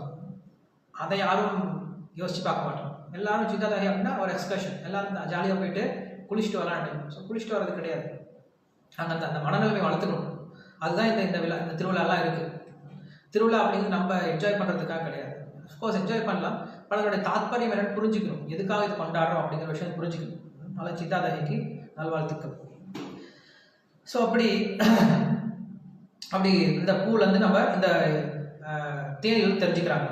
அதே போல் அந்த அந்த தேனி வந்து என்ன பண்ணுது, தினமும் பூலேருந்து எடுக்குது இல்லையா, தேன் எடுக்குது இல்லையா. என்னைக்காவது பூ வந்து கம்ப்ளைண்ட் பண்ணியிருக்கா, ஏன் என்கிட்ட வந்து தேன் எடுத்துகிட்டு போகிறது தினம் அப்படின்னு கம்ப்ளைண்ட் பண்ணவே பண்ணாது. அந்த பூ என்ன பண்ணும், கொடுத்துட்டே இருக்கும். அதுக்கிட்ட அன்றைக்கி எவ்வளோ இருக்கோ அதை கொடுத்துடும், வச்சுக்காது, தானாக வச்சுக்காது. அதே போல் தேனிக்காக வெயிட் பண்ணிட்டு இருக்காரு. தேனி வந்து பூ எடுக்கலாம், பூலேருந்து அந்த தேன் எடுக்கலாம், என்ன ஆகும், அந்த தேன் வீணாக போயிடும். நாளைக்கு அந்த தேன் அதில் இருக்காது, அந்த பூவில் இருக்காது, அது வீணாக போயிடும். இதை அந்த தேனி கொடுத்துச்சு அப்படின்னா என்ன ஆகும், அந்த பூவுக்கு ஒரு பிரயோஜனம் இருக்குது, யாருக்காவது ஒரு பிரயோஜனம் இருக்குது. அதே போல் ஒரு கிரகஸ்தன் என்ன பண்ணும் அப்படின்னா, அவன் என்ன பண்ணுறான், நிறைய விஷயத்தை சம்பாதிச்சு வச்சுட்டு இருக்கான். அவன் தனக்காகவே வச்சுட்டு இருக்கக்கூடாது. எனக்கு என்ன பண்ணுவான், கொஞ்சம் கொஞ்சம் கொடுத்துடும். அவங்ககிட்ட வர என்ன பண்ணும், கொஞ்சம் கொஞ்சம் கொடுத்து காலி பண்ணுவான். அப்படி காலி பண்ணால் வச்சுருந்தான் அப்படின்னா அவனா சாப்பிட அவனுக்கு பிரயோஜனம் இல்லாமல் போயிடுவான், யாருக்கும் இல்லாமல் அந்த தேன் பிரயோஜனம் இல்லாமல் போயிடுவான். அதே போல் அந்த வரக்கூடிய பிரம்மச்சாரியோ இல்லை சன்னியாசி என்ன பண்ணக்கூடாது, தேன் எடுக்க வராங்க அப்படின்னா, பிக்ஷை எடுக்க வராங்க அப்படின்னா எனக்கு இவ்வளோ கொடுங்க அவ்வளோ கொடுங்கன்னு வந்து டிமாண்ட் பண்ணக்கூடாது. என்ன பண்ணும், அந்த தேனி வந்து என்ன பண்ணுது, அந்த தேனி எவ்வளோ கிடைக்குமோ அந்த பூலேருந்து அவ்வளோ மட்டும் எடுத்துகிட்டு போயிடும், அதை டிமாண்ட் பண்ணாது. அதே போல் இந்த பிரம்மச்சாரியோ இருக்கிற இந்த சன்னியாசி வரும்போது என்ன பண்ணக்கூடாது, டிமாண்ட் பண்ணக்கூடாது. அந்த கிரகஸ்தன் நம்மளுக்கு எவ்வளோ கொடுக்குறானோ அன்னைக்கு அதை மட்டும் வாங்கி போய் நான் சந்தோஷமா இருக்கணும் அப்படின்னு சொல்லிட்டு இந்த தேனிலிருந்து நான் எல்லாம் தெரிஞ்சுக்கிட்டேன் அப்படின்னு சொல்லிட்டு அவர் சொல்றாரு. முக்கியமாக என்ன சொல்றாரு, தேனிலிருந்து நம்ம தெரிஞ்சுக்கூடிய விஷயம் அத்தியாகாரம் அதிகமாக சேர்த்திக்கூடாது, அதுதான் முக்கியமான விஷயம். அதிகமாக சேர்க்கக்கூடாது, அதிகமாக சாப்பிடக்கூடாது அப்படின்ற விஷயத்தை நம்ம தேனிலிருந்து தெரிஞ்சுக்கிறோம் அப்படின்னு சொல்லி சொல்கிறோம். அதுக்கப்புறம் வர்றது யானை. யானை எப்படி சொல்கிறாங்க? பலாதிக சஹந்தியா கஜை அந்நியர் கஜாயதா. யானை என்ன ஆகுது அப்படின்னு சொல்லி சொல்கிறாங்க. யானை எவ்வளோ பெரிய ஒரு மிருகம் தான், ரொம்ப சுதந்திரமாக காட்டில் திரிஞ்சிட்டு இருக்கக்கூடிய மிருகம் தான், ரொம்ப சுதந்திரமாக திரிஞ்சிட்டு இருந்துக்கலாம். ஆனால் அந்த யானைக்கு ஒரு ஆசை. என்ன ஆசை? தொடு உணவு. பெண் யானையை பார்த்தோன்னா அதுக்கு ஒரு சப்பல புத்தி வந்துடும், இந்த பெண் யானை அவன் தொடணும் அப்படின்னு சொல்லிட்டு அந்த யானைக்கு மதம் பிடிச்சி போனவங்க என்ன பண்ணுவாங்க? ஓடி வருவாங்க. ஓடி வரும்போது அவங்க என்ன பண்ணுவாங்க? ஒரு பெரிய குழி வெட்டி வச்சிருப்பாங்க அந்த யானை ஓடி வர வழியில. அந்த குழியில் தொப்பு விழுந்துடும், பிடிச்சிட்டு போயிடுவாங்க. பிடிச்சிட்டு போய் அவன் இதை காட்டிட்டு இருப்பான். ஸோ அப்படி அந்த யானையினுடைய அப்படிப்பட்ட ஒரு நிலைமை என்ன ஆகுது? போய் மாட்டிக்குது. எதனால? ஒரு பெண் யானையை தழுவணும் அப்படின்ற ஒரு விஷயத்தால. ஸோ அதனாலதான் இந்த காமத்தை பற்றி சொல்லும்போது நம்ம இந்த விஷயத்த முன்னாடி பார்த்தோம். இது எப்படிப்பட்டது? இந்த காமம் எப்படிப்பட்டது அப்படின்னா இதுக்கு ஒரு எல்லையே கிடையாது. துஷ்பூரேனா அப்படின்னு சொல்லி சொன்ன மாதிரி, இல்லைன்னா அடித்தளமே இல்லாத ஒரு பாத்திரம் மாதிரி. ஒரு பாத்திரத்துல தண்ணி ஊற்ற ஆரம்பிக்கிறோம், இல்லை பால் ஊற்ற ஆரம்பிக்கிறோம். அடித்தளம் என்ன பண்ணலாம்? பால் ஊற்ற நிறையும். ஆனால் தண்ணி ஊத்தனே இருக்கு, பால் ஊற்ற கீழே போயிட்டே இருக்கு, முடிவே இருக்க மாதிரி தெரியல. அதே போல நம்ம ஆசை, உயர்ந்த ஆசை எப்படி இருக்கும் அப்படின்னா, உயர்ந்த ஆசை இல்லை உயர்ந்த சந்தோஷம் அப்படிங்கிறது எப்படி இருக்குன்னா, அந்த சந்தோஷம் தான் என்னால் எல்லாருக்கிட்டையும் பகிர்ந்துக்க முடியும். அந்த சந்தோஷத்தை நான் மற்றவங்க கிட்ட பேச முடியும். அந்த சந்தோஷத்தை மற்றவங்க கிட்ட நான் சொல்ல முடியும். ஆனா எந்த ஒரு சந்தோஷத்தை மற்றவங்க கிட்ட என்னால் பகிர முடியாதோ, எந்த ஒரு சந்தோஷத்தை என்னால் நான் மற்றவங்க கிட்ட சொல்லும் போது நான் கூச்சப்படுறனோ, எந்த ஒரு சந்தோஷத்தை நான் மற்றவங்க கிட்ட மறைக்கிறனோ, அது ரொம்ப தாழ்ந்த சந்தோஷம். ஸோ அப்போ உங்களுக்கே புரியும் என்னவா சந்தோஷம் அப்படிங்கிறது. கிருஷ்ண உணர்வுல அவர் சந்தோஷம் அடைஞ்சு அப்படின்னா அந்த சந்தோஷம் என்ன பண்ண முடியும்? கண்டிப்பாக எல்லாத்துக்கிட்டே சொல்லிக்க முடியும். பா எவ்வளோ ஹரினா பண்ணோம், ரொம்ப சந்தோஷமா இருந்துச்சு, இல்லை இந்த சேவை பண்ண எனக்கு எவ்வளோ சந்தோஷமா இருந்துச்சு. இந்த சந்தோஷத்தை நம்ம என்ன பண்ண முடியும்? வெளில பகிர்ந்துக்க முடியும். யார்கிட்ட வேணா பகிர்ந்துக்க முடியும், எவ்வளோ வேணா பேசிக்க முடியும். ஆனால் இந்த காமத்தினால் வரக்கூடிய சந்தோஷத்தை நம்ம என்ன பண்ண முடியாது? வெளில யார்கிட்டையும் பேசிக்க முடியாது, வெளில யார்கிட்டையும் பகிர்ந்துக்க முடியாது, வெளில சொல்றதுக்கே கூச்சப்படணும். ஸோ இதெல்லாம் ரொம்ப தாழ்ந்த சந்தோஷம் அப்படின்னு சொல்லி சொல்றாங்க. உயர்ந்த சந்தோஷம் அப்படிங்கிறது எல்லாருக்கும் பொதுவாக இருக்கணும், எல்லார்கிட்டையும் பகிர்ந்துக்கூடிய அளவில் இருக்கணும். ஸோ இந்த காமத்தை பற்றி பேசும் பொழுது நீங்க என்ன சொல்றாங்க அப்படின்னா, பிரம்மா, இந்த உலகத்திலேயே மிக உயர்ந்த நிலையில் இருக்கக்கூடிய பிரம்மா, சத்வகுணத்தில் இருக்கார் அவர். அந்த சத்வகுணத்தில் இருக்கக்கூடிய பிரம்மா கூட என்ன ஆகுதா? காம் அப்படிங்கிறது விட்டு வைக்கிறது கிடையாது. ஒரு சில கேள்வி கேட்கலாம், அப்ப பிரம்மாவுக்கே காமம் இருக்கு அப்படின்னா அப்ப நம்மளாம் என்ன சொல்லலாம் அப்படின்னு சொல்லிட்டு கேள்வி கேட்கலாம். எதுக்காக இந்த பிரம்மாவுடைய உதாரணம் கொடுக்குறாங்க அப்படின்னா, ஒரு எக்ஸ்ட்ரீம் எக்ஸாம்பிள் செட் பண்றதுக்கு. அந்த பிரம்மாவுக்கே இது இருக்கும் பொழுது நம்மளும் கண்டிப்பா இருக்கும், ஜாக்கிரதையா இருக்குன்னு சொல்றதுக்கு. அப்படின்னா பிரம்மா நம்ம எப்படி எடுத்துக்கிறது? பிரம்மாவை நம்ம எப்படி அதிகாரியா எடுத்துக்கிறது? நம்மளே பிரம்ம மத்வ கௌடிய சம்பிரதாயம் இல்லையா, நம்ம பிரம்மா எப்படி நம்ம அதிகாரியா எடுத்துக்கிறது? பாகவத்தில் அதுக்கும் ஆன்சர் இருக்கு. அந்த பிரம்மா உயிரை விட்டுறாரு. எப்ப அந்த பிரம்மா ஒரு பெண் மேல ஆசைப்படுறாரோ அப்ப அந்த வெக்கத்துல என்ன பண்றாரு? தன்னுடைய உயிரை அங்கேயே விட்டுறாரு. அதுக்கப்புறம் புதுசா என்ன பண்றாரு? பிரம்மா வேற ஒரு உடல் எடுத்து வர்றாரு. அவன் சொல்றான். இதே நம்ம சைத்தன்ய மகாபுர சரித்திரத்திலே பாக்குறோம். சோட்டா ஹரிதாஸ் அவனுடைய கதையில பாக்குறோம் எப்படி சைத்தன்ய மகாபுரம் ரொம்ப ஸ்ட்ரிக்டா இருந்தார் அப்படின்ட்டு, இந்த காம விஷயத்துல எவ்வளவு ஸ்ட்ரிக்டா இருந்தார் அப்படின்ட்டு. அவன் சொல்றாரு, ஒரு பெண்ணை பார்க்க கூட சைத்தன்ய மகாபுரம் என்ன பண்ணுவார் அப்படின்னா, யாராவது ஒரு பெண் நடந்து வந்தாங்க அப்படின்னா ஒரு வீதியில அவர் அடுத்த வீதிக்கு போயிடுவார், தாண்டி போயிடுவார். அந்த வீதியில வந்தா கூட பார்க்க மாட்டார். ஒரு பெண்ணுடைய பொம்மையை கூட பார்க்கக்கூடாது அப்படின்னு சொல்லி சொல்றாரு. பெண்ணை பார்க்க ரெண்டாவது விஷயம், ஒரு பெண் பொம்மையை கூட பார்க்கக்கூடாது அப்படின்னு சொல்லி சொல்லுவார். அந்த அளவுக்கு அதை ஸ்ட்ரிக்டா அப்படின்னு சொல்லி சொல்லுவார். யாரு? சன்னியாசத்துல இருக்கவங்க, பிரம்மச்சரியத்தில் இருக்கவங்க. கிரகஸ்தர்களுக்கு அவங்களுக்கு வேற மாதிரி நடத்துறாரு. அவங்களுக்கு ஒரு அலவன்ஸ் இருக்கு, பட் அதுவும் லிமிட்டட் தான், அன்லிமிட்டட்லாம் கிடையாது, அதுவும் லிமிட்டடாக தான் இருக்கும். ஸோ அப்படி சைத்தன்ய மகாபுரம் அது ரொம்ப ரொம்ப கண்டிப்பாக இருந்தார். நம்ம பிரபாத் கிட்ட ஒரு முறை அவங்க டிசேபிள்ஸ்லாம் கேட்குறாங்க, பிரபாத் ஏன் நம்ம இஸ்கானில் இவ்வளோ பிரச்சனைகள்லாம் வருது, ஏன் இவ்வளோ ப்ராப்ளம்ஸ் இவ்வளோ கன்ஃபியூஷன்ஸ்லாம் கேட்கும்போது, ஏன்னா நம்மளுடைய பிரம்மச்சாரிகள் நம்மளுடைய சன்னியாசிகளும் அதிகமாக பெண்களோட சகவாசம் வச்சுக்கிறாங்க, பழக்கம் வச்சுக்கிறாங்க, அதெல்லாம் இவ்வளோ பிரச்சனை வருதுன்னு சொல்லி சொல்கிறாங்க. ஸோ எந்த ஒரு சமுதாயமானது இப்படி தூய்மையா இந்த ரெண்டு விஷயத்துக்கு தூய்மை கடைபிடிக்கும், அப்ப என்ன ஆகும்? அந்த சமுதாயமானது நல்ல வளர்ச்சி பெறும். எப்ப இஷ்டத்துக்கு சேர்க்கை ஏற்படுதோ அப்ப என்ன ஆகும்? அங்க கண்டிப்பா கொஞ்சம் கொஞ்சமா என்ன ஆகும்? சீரழிஞ்சு போயிட்டே இருக்கும். அதனால சாஸ்திரங்களுக்கு இந்த விஷயத்த ரொம்ப ரொம்ப கண்டிப்பா சொல்லுது. பிரிஞ்சு இருக்கணும், பிரிச்சு வைக்கிறது, இந்த ரெண்டு பேருடைய அட்ராக்ஷனை பிரிக்கிறது அப்படிங்கிறது ரொம்ப ரொம்ப முக்கியம் அப்படின்னு சொல்லி சொல்கிறார். ஸ்ரீல பிரபுபாதா இந்த இடத்துல சொல்லுவார், இந்த உலகத்தில் ரெண்டு விஷயம் தான் இருக்குது. இந்த உலகத்தில் மொத்தம் 2 விஷயம் தான் இருக்குது. ஒன்று கிருஷ்ணர், இல்லைன்னா பெண்கள். அவ்வளோதான். நீ சூஸ் பண்ணிக்கோ, உனக்கு என்ன வேணும். ஒன்று கிருஷ்ணர் வேணுமா, இல்லை பெண் வேணுமா. பெண் அப்படின்னா மாயை. அதில் வந்து எல்லாமே ஆரம்பிக்குது. ஒருத்தருடைய வாழ்க்கை முறையே அப்படியே மாறுது. அது வரைக்கும் அப்படி இருப்பான், சும்மா பைத்தியக்கார மாதிரி அப்படியே அவன் ட்ரெஸ்ஸு எப்படி இருக்கும், அவன் ஹேர் ஸ்டைல் எப்படி இருக்கும், அதெல்லாம் எதுவுமே கண்டுக்க மாட்டான். கிடைச்ச சாப்பிட்டு கிடைக்கிற இடத்துல தூங்கிட்டு அப்படியே அவனே அவதூறு மாதிரி தான் இருப்பான். ஆனால் எப்போ ஒரு பெண் அவனுடைய வாழ்க்கையில் என்ட்ரு ஆகுதோ உடனே சரியா உட்கார்றது, ஹேர் ஸ்டைல் மாற்றுறது, ட்ரெஸ் நல்லா பண்ணிக்கிறது, செக் பண்ணிக்கிறது, ஸ்மெல் எப்படி இருக்குது செக் பண்ணிக்கிறது, அவங்களை அட்ராக்ட் பண்ணுற மாதிரி பேச ஆரம்பிக்கிறது, எல்லா ஸ்டைலும் மாற ஆரம்பிக்கும். நம்மளே இதை நிறைய உதாரணங்களாக பார்த்துருக்கோம். ஃபெஸ்டிவல் வந்து உடனே திடீர்னு ஷேவ் பண்ணுறது, ஃபெஸ்டிவல் வந்துச்சா திடீர்னு நல்லா ஷேவ் பண்ணிட்டு நல்லா, இது நாங்கள் ஆசிரமத்தில் இருக்க எக்ஸாம்பிள் சொல்ல முடியும். ஜென்மாஷ்டமி, கௌரவ பூர்ணிமா நல்லா பொண்ணு சேவ் பண்ணிட்டு பளிச்சுன்னு ட்ரெஸ் பண்ணிக்கிட்டு, புது ட்ரெஸ் பண்ணிக்கிட்டு, ஃபெஸ்டிவல் யாருக்கு, பகவானுக்கு. அப்படி இருந்தாலும் இம்ப்ரெஸ் பண்ணுறது தான் என்ன பண்ணணும், நம்ம வாழ்க்கையே போயிட்டுருக்கு. நம்ம வாழ்க்கையே எதுக்கு போயிட்டுருக்கு, ஆப்போசிட் செக்ஸை இம்ப்ரெஸ் பண்ணுறதுலேயே தான் வாழ்க்கை போயிட்டுருக்கு. ஆணுக்கு பெண்ணும், பெண்ணுக்கு ஆணும், வாழ்க்கை முழுக்க இதை நடந்துட்டுருக்கு. அது வரைக்கும் நல்லா பேசிகிட்டு இருப்பாங்க. திடீர்னு ஒரு பெண்ணோ இல்லை பெண்கள் பேசியிருக்கோம், திடீர்னு ஒரு ஆணை வந்தாங்கன்னா அவங்களுடைய பேச்சு, உடை, நடை, பானம் எல்லாம் மாற ஆரம்பிச்சிடும். திடீர்னு இங்கிலீஷில் பேச ஆரம்பிச்சோம், திடீர்னு வேறு மாதிரி பேச ஆரம்பிச்சிடும். ஒரு முறை ஒரு பிரம்மச்சாரி, பானு மகாராஜ், அப்புறம் ஒரு டோனர், 3 பேர் பேசிகிட்டு இருக்காங்க. 3 பேர் 2 பேசிகிட்டு இருக்காங்க. ரொம்ப கேஷுவலாக சிரித்து பேசிகிட்டு இருக்காங்க. அந்த பிரம்மச்சாரி சிரித்து பேசிகிட்டு இருக்கார், பானு மகாராஜ் சிரித்து பேசிகிட்டு இருக்கார். பானு மகாராஜ் யூஸ்வலாக சிரிக்கவே மாட்டார், பட் இருந்தாலும் சிரிக்கிறார், சிரித்து பேசுகிறார். அவர் வந்து பர்ஃபெக்டான ஒரு யோகின்னு சொல்லலாம். எவ்வளோ வேணும் அவ்வளோதான் பேசுவார், எவ்வளோ வேணும் அவ்வளோ வச்சுப்பா போயிட்டே இருப்பார். அவரை மாதிரி ஒரு டிவோட்டி பார்க்கவே முடியாது. அவர்கிட்ட நிறைய கற்றுக்கலாம், நிறையா பார்த்துருக்கேன் அவர்கிட்ட.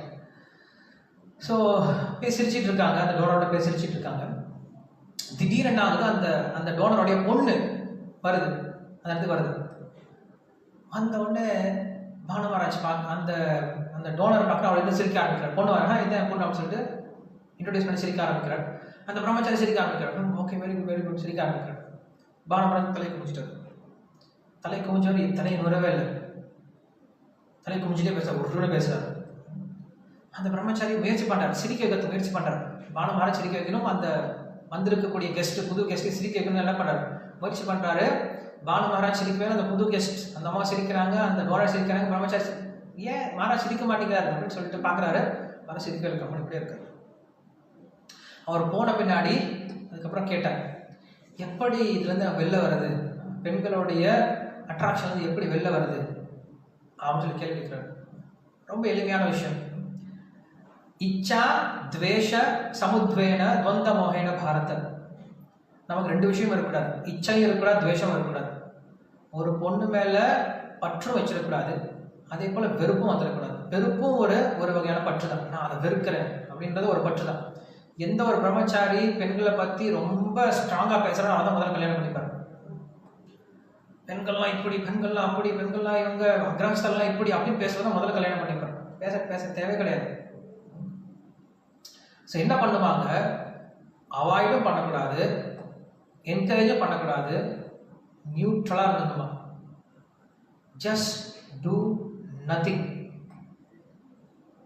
பாசிட்டிவாகவும் ரியாக்ட் பண்ணக்கூடாது, நெகட்டிவாகவும் ரியாக்ட் பண்ணக்கூடாது, நியூட்ரலாக இருக்க பழகிக்கணுமா. பெண் வரும்போது நியூட்ரலாக இருக்க பழகிக்கணுமா. தலை குமிச்சிட்டு அவங்க என்ன சொல்ல வராங்களோ அதுக்கு மட்டும் சொல்லிட்டு போயிட்டே இருக்கும். அந்த சமயத்தில் தான் அவனுடைய பக்தியில், அந்த சமயத்தில் அவனுடைய ஞானம்லாம் அங்கே தெரிய வருது. எனவே அப்படி இந்த யானையானது என்ன பண்ணுது, தன்னுடைய தொடு உணர்வு அப்படின்ற ஒரு விஷயத்துல மாட்டிக்கிட்டு இந்த உலகத்துல மாட்டிக்குது அப்படின்னு சொல்லி சொல்றாங்க. இதை வந்து யானையோடைய கதையை சொல்றாங்க. அதுக்கப்புறம் இன்னைக்கு எல்லாம் பார்க்க முடியாதவங்களுக்கு ஒரே ஒரு விஷயம் மட்டும் பார்த்து முடிச்சுக்கலாம். அதுக்கப்புறம் வர்றது வந்து மதுஹர அப்படின்னா தேன் கூட்டை திருடுபவன். ந தேயம் ந உபபோக்கியம் லுப்தாய துக்க சஞ்சிதம் அப்படின்னு சொல்லி சொல்றாரு. இந்த தேனி இருக்கு, அது என்ன பண்ணுது, நிறைய சேர்த்து வைக்கிறான். என்னைக்காவது உட்காந்து சாப்பிடுதா, அது சாப்பிட்றதே கிடையாது. சேர்த்து வச்சுட்டு இருக்கு. அதை நினச்சிட்டு இருக்கா நான் வந்து இந்த தேனை வந்து கரெக்டான நேரத்தை சாப்பிட்றேன். ஏன்னா அதுவும் ஒரு குணம் தான், தேனியோட ஒரு குணம். தேனிக்கு இன்னொரு பேர் மது விரத அப்படின்னு சொல்லி சொல்றோம். நம்ம வந்து அந்த பிரமர கீதையில பார்க்கும் போதே பார்த்தோம், தேனிக்கு ஒரு பேர் மது விரத, மதுஹர, மதுபன், மது விரத அப்படின்னு நிறைய பேர் இருக்கு தேனிக்கு. மதுபன் அப்படின்னா மதுவை உண்டு பண்றதுனால, மதுஹர அப்படின்னா தேனை வந்து திருடிட்டு வருது. அதே போல மது விரத அப்படின்னா அந்த தேனை என்ன பண்ணுமா, அந்த தேனி உடனே சாப்பிடாது, தினமும் சாப்பிடாது, அதுக்கு விரதம் இருக்குமா. 15 நாளைக்கு ஒரு தடவை, அமாவாசைக்கு சாப்பிடுமா, பௌர்ணமிக்கு சாப்பிடுமா, அப்படிதான் விரதம் இருந்தால் சாப்பிடுமா, கண்ட நேரத்தில் சாப்பிடாது. அதை வந்து நம்ம முன்னாடி பேசியிருக்கோம், நான் மறந்து போயிட்டேன். அதே போல ஒரு சன்னியாசி என்ன பண்ணும், கண்ட நேரத்தில் ஒரு பக்தர், எந்த ஒரு பக்தர் அந்த என்ன பண்ணக்கூடாது, கண்ட நேரத்தில் எதையுமே வாயில போட்டே இருக்கக்கூடாது. எந்த சமயத்தில் சாப்பிடணுமோ அந்த சமயத்தில் மட்டும் சாப்பிடணும், குறிப்பிட்ட விஷயத்தை மட்டும் சாப்பிடணும், தேவையில்லாம நிறைய சாப்பிடக்கூடாது. இது நம்ம தேனி விஷயத்திலே பார்த்துருக்கணும், பிரமரிலே பார்த்துருக்கணும், மறந்துட்டே இப்போ சொல்றேன்.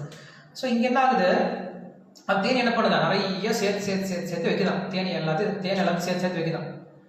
தான் சாப்பிடலாம் வச்சுட்டு இருக்கான். ஆனால் திடீர்னு என்ன ஆகுது, ஒரு தேனை திருடக்கூடிய அந்த திருடன் வந்து என்ன பண்ணுறான், ஒரு புகையை போட்டு எல்லாம் தூக்கிட்டு போயிடுறான். அந்த மாதிரி ஒரு கிரகஸ்தன் என்ன பண்ணுறான் அப்படின்னா நிறைய சேர்த்து வைக்கிறான். அவனும் அனுபவிக்க மாட்டான், மற்றவங்களும் கொடுக்க மாட்டான். அதான் சொல்கிறேன், ந தேயம் ந உபபோக்கியம், கொடுக்கவும் மாட்டான், உபபோகியம் தானும் சாப்பிட மாட்டான். என்ன பண்ணுறான், சேர்த்து வச்சுட்டு இருக்கான். அப்படி சேர்த்து வச்சுட்டு இருந்தா என்ன, ஒரு நாள் இப்படி திருடன் திருடிட்டு போயிடறான். இந்த திருடன் அப்படிங்கிற 2 திருடன் இருக்காங்க, ஒன்று ஹரி, இன்னொன்று சோரன். 2 வகையான திருடர்கள் இருக்காங்க. ஹரி திருடிட்டு போனா அப்படின்னா முடியாது, ஒன்றும் பண்ண முடியாது. ஆனால் சோரர்கள், இன்னொரு வகையான திருடர்கள் இருக்காங்க. அவங்க திருடர்கள் சொல்லக்கூடாது, பட் இங்கே சாஸ்திரம், இவங்க பாகவதம் என்ன சொல்லுது அப்படின்னா அவங்க வந்து பிரம்மச்சாரிகள், சன்னியாசிகள் சொல்லுது. காரணம் என்ன, இந்த கிரகஸ்தர்கள்லாம் ரொம்ப கஷ்டப்பட்டு சேர்த்து வைக்கிறாங்களாம். பிரம்மச்சாரி கிரகஸ்தர் என்ன பண்றாங்க, வந்து பிரம்மச்சாரி சன்னியாசம் வந்து அவங்க சம்பாதிச்சு வாங்கிட்டு போயிடுறாங்க. அது அவங்களுக்கு அந்த உரிமை இருக்கு, சாஸ்திரம் உரிமை கொடுக்குது, அவங்க தான் எடுத்துட்டு போகணும். அந்த உரிமை அவங்களுக்கு இருக்கு கண்டிப்பா. ஏன்னா அவங்க எடுத்துட்டு போனாதான் நமக்கு நல்லது. அப்படி இல்லைன்னா இவன் என்ன பண்றான், சேர்த்து வச்சுட்டு இருக்கானா, அப்ப அந்த ஹரியை தூக்கிட்டு போயிடுறாரு. என்னது, மிருத்யு சர்வ ஹரஸ்சாகம், மிருத்யு அப்படின்ற பேர்ல என்ன பண்றாரு, எல்லாத்தையும் தூக்கிட்டு போயிடுறாரு. கண்டிப்பா உங்ககிட்ட இருக்கிறது எல்லாம் போய் தான் தீரும் ஒரு நாள், அது எப்போ போக சொல்ல முடியாது. அதுக்கு என்ன பண்ண, best use of bad bargain. எரிய வீட்டுல கொடுக்குற வரைக்கும் லாபம் சொல்லி சொல்லுவோம். அந்த மாதிரி எப்படியுமே இதெல்லாம் அழியக்கூடிய பொருள் தான், இதெல்லாம் பிரயோஜனம் எல்லாம் போகக்கூடிய பொருள் தான். அப்ப என்ன பண்ண, இருக்கும் போது என்ன பண்ணிட்டு மனசாரணி அந்த பகவானுக்கோ இல்ல பக்தர்களுக்கோ சமர்ப்பணம் பண்ணிட்ட அப்படின்னா அது உனக்கு மகோ உன்னதத்தை கொடுத்துடும், மகோ பாக்கியத்தை கொடுத்துடும்.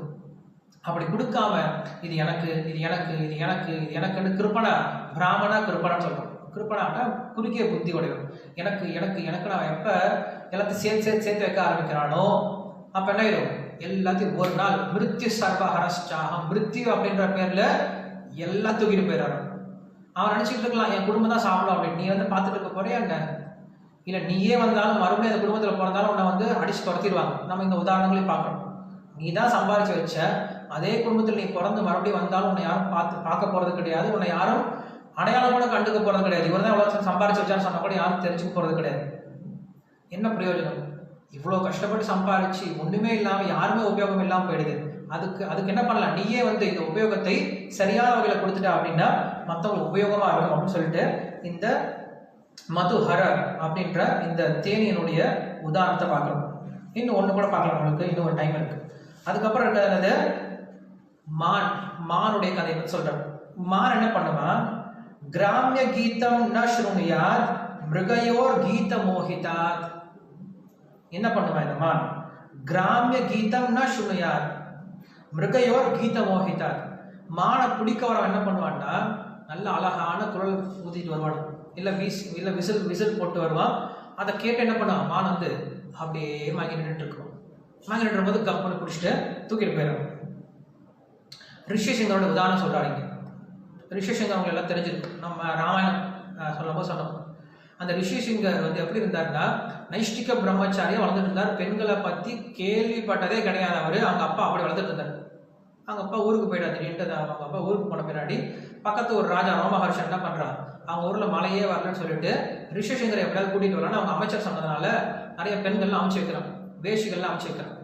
அந்த பெண்கள்லாம் வந்து என்ன பண்றாங்க, ரிஷிகேஷனோட வீட்டுக்கு வந்த பின்னாடி ஒரு முதல் முறையா பாக்குறாரா, பார்த்த பின்னாடி இது யாருன்னு தெரியல, இதெல்லாம் தேவர்களோ நினைச்சு என்ன பண்றாரு, உள்ள உட்கார வச்சு அது பூஜை பண்றாரு. அது காலை கழுவி விட்டு, அவங்க காலை சந்திர குங்குமம் போட்டெல்லாம் வச்சு விட்டு, அவங்களுக்கு வந்து ஆரத்திலாம் பண்றாரு. ஆரத்திலாம் பண்ணி மந்திரம்லாம் சொல்லி புஷ்பம்லாம் போட்டாரு. அவங்களுக்கு ஒரே ஆச்சரியமா இருக்கு, எங்களை எந்த வீட்லையும் இந்த மாதிரி பண்ணது கிடையாதுன்ட்டு அவங்க உட்காந்து பார்த்துட்டு இருக்காங்க. அதுக்கப்புறம் என்ன பண்றாங்க, அவங்க தங்களுடைய வேலையை ஆரம்பிச்சுட்டாங்க. அவங்க என்ன பண்றாங்க, என்டர்டைன்மெண்ட் பண்ண ஆரம்பிச்சிட்டாங்க, பாட ஆரம்பிச்சுட்டாங்க, நடனம் ஆட ஆரம்பிக்கிறாங்க. ஸோ இதெல்லாம் பார்க்கும்போது என்ன ஆகுது, ரிஷிங்க நைஷ்டிக பிரம்மச்சாரியாக இருந்தாலும் அந்த இயற்கை உண்மையில செயற்கை தான், இந்த உடம்புல நம்ம அது இயற்கைன்னு சொல்லணும். ஸோ அந்த ஆணுக்கு உண்டான அந்த இயற்கை என்ன ஆகுது, கொஞ்சம் கொஞ்சமாக அவருடைய இதயத்தில் வர ஆரம்பிக்குது. அவர் என்ன பண்றாரு, கொஞ்சம் கொஞ்சம் மயங்க ஆரம்பிக்கிறார். அந்த பொண்ணுக்கு பின்னாடியே போயிட்டார். தேவதைகள் கூப்பிடுறா, யாரு நம்ம இத்தனை நாளா மந்திரம் சொல்லும்போது தேவதைகளை பேர் சொல்றாங்களே, அந்த தேவதைகள் நம்மளை கூப்பிடுறாங்களோ என்னமோ நினைச்சிட்டேன். பட் தேவதைகள் பின்னாடியே போயிட்டார், அவங்களுக்கு கூப்பிட்டு போயிட்டாங்க, ஊருக்கு கூப்பிட்டு போயிட்டாங்க. ஸோ அப்படி நம்ம என்ன பண்ணக்கூடாது, இந்த உலகத்துல தேவையில்லாத விஷயம், அதாவது பகவானுக்கு சம்பந்தம் இல்லாத விஷயத்தை கேட்கவே கூடாது அப்படிங்கிற விஷயத்தை இங்க சொல்றாங்க. அது எப்படிப்பட்ட விஷயத்தை கேட்கணுமா, கேட்கக்கூடாது அப்படிங்கிற விஷயம், எப்படிப்பட்ட விஷயத்தை கேட்கணும், அவைஷ்ணவ முகோத்கீர்ணம் பூதம் ஹரிகதாமிருதம் ஸ்ரவணம் நைவ கர்த்தவ்யம் சர்ப்போச்சிஷ்ட யதோபயா. நம்மளுக்கு இது பிரபுபாதர் அடிக்கடி சொல்வார். நம்ம கேட்கிறோம் அப்படின்னா யார்கிட்ட இருந்து கேட்கணும், கண்டிப்பா வைஷ்ணவர்களுடைய முகத்திலிருந்து, வைஷ்ணவருடைய திருவாயிலிருந்து தான் கேட்கணும். அவைஷ்ணவ முகோத்கீர்ணம் பூதம் ஹரிகதாமிருத்தம். ஹரிகதாமிருத்தம் தான் அது, ஹரினுடைய கதை அப்படிங்கிறது அமிர்தம் தான், பாலை போன்றது தான். ஆனா அந்த பாலானது எப்ப ஒரு பாம்புனால தீண்டப்பட்டு இருக்கோ அது என்ன போயிடுது, முழுக்க முழுக்க விஷமாய் போயிடுது. வெளில இருந்து பார்த்தா பால் மாதிரியா இருக்கும், குடிச்சா அப்படின்னா இறந்து போயிடும். அந்த மாதிரி யார் ஒருத்தன் வைஷ்ணவன் இல்லையோ அவங்க கிட்ட இருந்து கேட்டோம் அப்படின்னா அது கேட்கறது எப்படி இருக்கும், பார்க்கறதுக்கு பக்தி சேவை மாதிரி இருக்கும், பக்தி விஷயங்களை போலதான் இருக்கும். ஆனா அதை கேட்டோம் அப்படின்னா நம்மளுக்கு ஆன்மீகத்துல இறப்பு அப்படிங்கிறது உறுதி அப்படின்னு சொல்றோம். அதனால நம்ம எதை கேட்டாலும் என்ன பண்ணும், பக்தி விஷயமா கேட்கணும், பக்தர்களை பத்தி விஷயமா கேட்கணும். அதுக்குதான் நம்மளுக்கு வந்து இந்த சத்சங்கமே இருக்கு. சத்சங்கம் அப்படின்னா ஒருத்தர் வந்து பார்த்து பேசும் பொழுது பகவானை பத்தி கேட்கணும். மச்சித்தா மக்குத பிராணா போதயந்த பரஸ்பரம் கதையந்தச்ச மாம் நித்தியம் துஷ்யந்திச்சா ரமந்திச்சா அப்படின்னு சொல்றாங்க. ஸ்ரவணம் அப்படிங்கிறது நம்மளுடைய ஒரே ஒரு முக்கியமான ஒரு பக்தி அங்கம். அந்த ஸ்ரவணத்தை நம்ம சரியா உபயோகப்படுத்தணும், காதை சரியா உபயோகப்படுத்தணும். அப்படி இல்லைன்னா அது வெறும் பாம்பு போகக்கூடிய புத்து அப்படின்னு சொல்றாங்க அந்த காது அப்படிங்கிறது.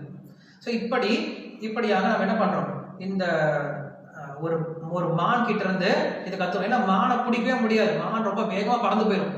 மான் ஒரு க்ஷணம் தான் இங்க இருந்து அங்க தாவி குதிச்சு ஓடி போயிடும். ஆனா அந்த மானை கூட என்ன பண்ணுதா, பிடிச்சி உட்கார வச்சிருக்கு. ஸோ கிருஷ்ணர் பகவத்கீதை சொல்லுவார், அர்ஜுனா நீ வந்து இந்த புலன்களை சாதாரணமா நினைச்சிடாது, ஒவ்வொரு புலன்களும் உன்னை அடியோட கீழே இழுத்து போட்டுரும். நீ நினைச்சிட்டு இருக்கலாம் நான் வந்து யோகத்துல முன்னேறிட்டு அப்படின்னு நினைச்சிட்டு இருக்கலாம். விஸ்வாமித்திரருக்கு தான் ஆச்சு.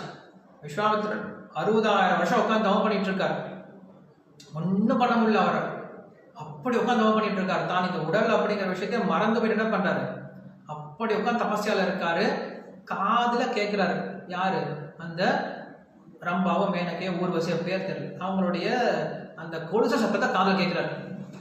இத்தனை வருஷம் பண்ண தவம் என்ன ஆயிடுது, அந்த கொலுசு சத்தம் என்ன பண்ணிடுச்சு, அவருடைய தவத்தை கழிச்சிருது. உடனே வெளில வந்தார், தாடியெல்லாம் எடுத்தார், கல்யாணம் பண்ணிட்டார், குழந்தைய பார்த்துக்கிட்டார். இன்னும் பண்ண முடியல. அதனால காதை நம்ம சரியா உபயோகப்படுத்தணும். என்ன விஷயத்த கேட்கிறோம் அப்படிங்கிற ரொம்ப முக்கியமான விஷயம். யார்கிட்ட இருந்து கேட்கிறோம், என்ன விஷயம் கேட்கிறோம் அப்படிங்கிறது. நம்ம கூடயே இருக்கிற மாதிரி இருப்பாங்க, திடீர்னு என்ன பண்ணுவாங்க, நம்ம காதுல ஒரு சில விஷயத்த வந்து கலந்துட்டு போயிடுவாங்க. எப்படி வந்து மந்திர கலந்தாலும் கைகை முதல் ராமர் பட்டாபிஷேகம் சொல்லி கேள்விப்பட்டேன், ரொம்ப சந்தோஷப்பட்டேன். ஆஹா, இதை விட ஒரு சந்தோஷமான விஷயம் எனக்கு இருக்குமா. ஆனா என்ன பண்றாங்க, இந்த கூனி சொல்லும் போது ரொம்ப திட்டிகிட்டே சொல்றாங்க, ராமனுக்கு பட்டாபிஷேகம், சே எனக்கு ஒரு துர்பாகியம் பார்த்தியா, உலகத்துல எல்லாரும் ராம பட்டாபிஷேகம் கேட்கும் போது இவ்வளவு சந்தோஷமா கேட்பாங்க, எனக்கு நீ வந்து சொல்ற மாதிரி போயிடுச்சு இந்த பட்டாபிஷேக விஷயத்த, பரவாயில்ல எப்படி வந்து நீ சொன்ன இல்லையா அப்படின்னு சொல்லிட்டு அவன் சந்தோஷப்படுறான். அப்படி என்ன பண்றா, அந்த மந்திரனுடைய விஷயத்த காதுல கேட்கறான். கொஞ்ச நேரம் என்ன சொல்றான் பார்க்கலான்னு சொல்லி கேட்கறான். கேட்டோன்னு நினைச்சா அவனுடைய மனசு மாற ஆரம்பிச்சிருக்கு. அதனால நம்மளும் என்ன பண்ணக்கூடாது, நம்ம வீட்லயே இருப்பாங்க, நம்ம கூடயே பழகிட்டு இருப்பாங்க, அசத் சங்கம் இருக்கும், அவங்களாம் தெரியாது நம்மளுக்கு. அசத் சங்கம் ஏதோ பல்ல பெருசா வச்சுக்கிட்டு ராட்சசி மாதிரி வருவாங்கலாம் சொல்ல வேண்டாம், எப்படி வேணா வருவாங்க. திடீர்னு வந்து என்ன பண்ணுவாங்க, நம்ம காதுல தேவையில்லாத விஷயத்த போட்டு போயிடுவாங்க. அதனால காதை பத்திக்க வேண்டியதான், கிருஷ்ணா சொல்லிட வேண்டியதான். நம்மளுக்கு தேவையான விஷயத்த மட்டும் எடுத்துக்கிட்டு தேவையில்லாத விஷயத்த பண்ணணும், காதை போட்டு போயிடும் அப்படின்னு சொல்றாங்க. இது வந்து நம்ம ஒரு மான் கிட்ட தெரிஞ்சுக்கணும் அப்படின்னு சொல்றாங்க. ஸோ இது நம்ம எத்தனை விஷயம் பார்த்தோம். ஒன்று வெட்டில் பூச்சியை பற்றி பார்த்தோம், கண்ணை பற்றி பார்த்தோம், அதுக்கப்புறம் ஒரு தேனியை பற்றி பார்த்தோம், அத்தியாகாரத்தை பற்றி பார்த்தோம். அதுக்கப்புறம் யானையை பற்றி பார்த்தோம், தொடு உணர்வை பற்றி பார்த்தோம். அதுக்கப்புறம் மதுஹர அப்படின்னு சொல்லக்கூடிய அந்த மதுவை திருடக்கூடிய வேடுவனை பற்றி பார்த்தோம். அதுக்கப்புறம் மானை பற்றி பார்த்துருக்கோம். ஸோ நாளைக்கு மிச்சக்கூடிய 2, 3, 7, 10 இருக்குது, இன்னும் 10 இருக்குது. அந்த 10 விஷயங்களை பார்க்கலாம். ஸோ உத்தவகீதை இந்த விஷயங்கள்லாம் படிக்கும் பொழுது எவ்வளோ ஒரு ஆனத்தை கொடுக்குது. உண்மையில் படித்தோம் அப்படின்னா, இதுக்கு முன்னாடி 11வது காண்டம் அப்படின்னாவே தூக்கம் வந்துடும். ஐயோ 11வது காண்டமா, ஐயோ அதை யார் கேட்கறது, தூக்கம் வந்துடும்டா. ஃபிலாசபி அதை யார் கேட்கறது, கதைன்னா கேட்கலாம், கதை ஒன்றும் பிரச்சனை கிடையாது. இவர் வந்தார், அவரை உதைச்சாரு, இவர் வந்தார், அவர் தூக்கி போட்டார், இவர் வந்தார், இங்கே சாப்பிட்டாரு, அவங்க வந்தார், அவர் குதிச்சாரு, இதெல்லாம் கேட்க முடியும். ஆனால் தத்துவம் அப்படின்னா கேட்கறதுக்கு மனசு வரமாட்டேங்குது. ஆனால் கிருஷ்ணர் அதான் சொல்றார், ஜென்ம கர்மச்ச மே திவ்யம் ஏவம் யோவைத்து தத்வதா அப்படின்னு சொல்றாரு. தத்துவத்தை புரிஞ்சுக்கோங்கன்னு சொல்றாரு. கதையை கேட்கறதுனால ஒன்றும் கிடையாது. கதையை கேட்கறது நல்லது தான்.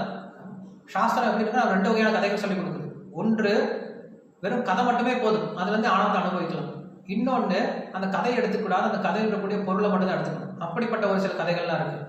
இப்போ கிருஷ்ணர் இருக்கார் அப்படின்னா, அவர் வெண்ணை திருடினார் அப்படின்னா, அந்த வெண்ணை திருடினார் அப்படின்ற கதையை கேட்கறதே போதும் அவளுக்கு அது ஆனந்தத்தை கொடுக்கும். அந்த வெண்ணெய்னா என்னது, அந்த வெண்ணெய் என்ன தத்துவம், அந்த பானை என்ன தத்துவம், அந்த உடஞ்ச பானை என்ன தத்துவம், அவர் வச்சிருந்தாரு மத்தி என்ன தத்துவம், இதெல்லாம் அந்த கயிறு என்ன தத்துவம், இதெல்லாம் பேச ஆரம்பிச்சுன்னா அப்புறம் கிருஷ்ணர் வெண்ணை திருடுறதே மறந்து போயிடும்.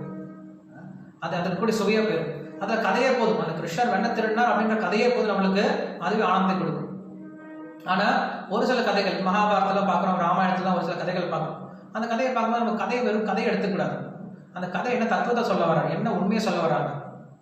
பீமன் அடிக்கிறார், இல்லை கிருஷ்ணர் பொய் சொல்றார், இல்லை தர்மர் பொய் சொல்றாரு அப்படின்னா அங்க என்ன சொல்ல வராங்களோ அந்த தத்துவத்தை மட்டும் எடுத்துன்னு தவிர அங்க கதையை பார்க்கக்கூடாது. அதான் நம்ம சொல்றோம். இப்ப சொன்னோம் இல்லையா, எப்படி ஒரு தேனியானது எந்த சாஸ்திரத்துக்கு போனாலும் அங்க இருக்கக்கூடிய என்ன பண்ணுது, அது இருக்கக்கூடிய சாரத்தை மட்டும் எடுத்துக்கணும். சாரகிரக வைஷ்ணவன்னு சொல்லுவோம். ஆலோட்டிய சர்வசாஸ்திராணி விசாரியாணிச்ச புனః இதமேக்கம் சுனிஷ்பன்னம் தேயோ நாராயண சதா அப்படின்னு சொல்றாங்க. சத்தியம் சத்தியம் புனசத்தியம் உத்ரிஜ்ய புஜமுத்ததே வேதசாஸ்திராத் பரம் நாஸ்தி தெய்வதாத் கேசவம் பரம் அப்படிங்கிற விஷயத்தை நம்ம புரிஞ்சுக்கணும். ஸோ ரொம்ப நன்றி. மறுபடியும் நம்ம நாளைக்கு பார்க்கலாம். கிரந்தராஜ் ஸ்ரீமத் பாகவதம் கி ஜெய், ஸ்ரீல பிரபுபாத் கி ஜெய்.